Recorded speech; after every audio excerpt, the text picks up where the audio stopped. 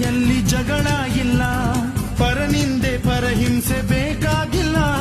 ದೌರ್ಜನ್ಯ ದರ್ಪಕ್ಕೆ ತುತ್ತಾದೆವು, ನಿನ್ನಿಂದ ಕೈ ಹಿಡಿಯ ತುತ್ತಾದೆವು. ಕತ್ತಲು ಕವಿದಾಗಲೇ ನೀ ಸೂರ್ಯನಾಗಿ ಬಂದೆ, ಮುಳುಗುವ ಜನತೋ